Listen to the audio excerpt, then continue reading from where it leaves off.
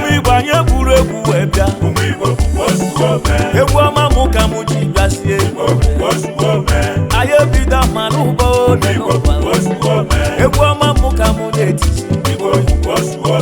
Konye chiri nyanselo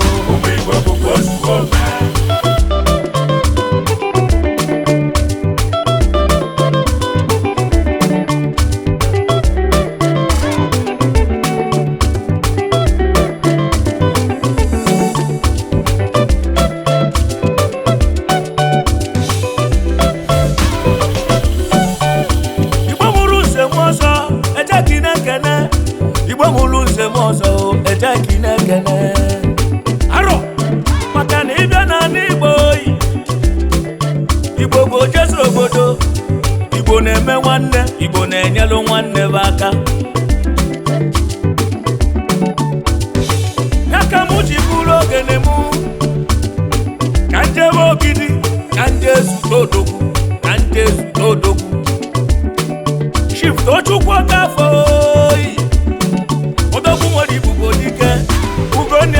n'ogidi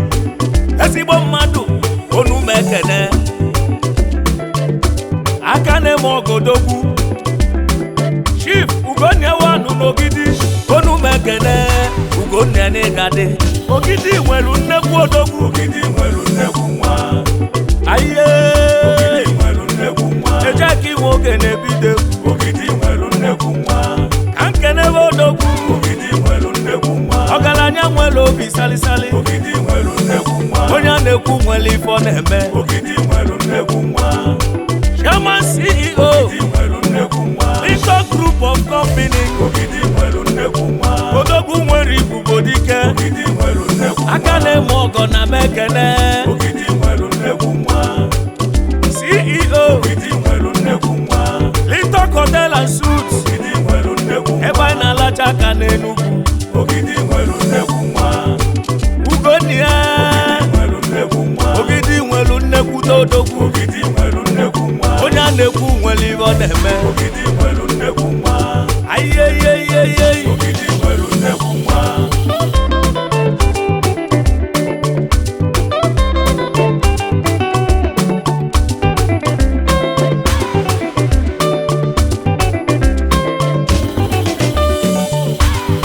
Nwamba na-agba ogene mmanwụ Chinne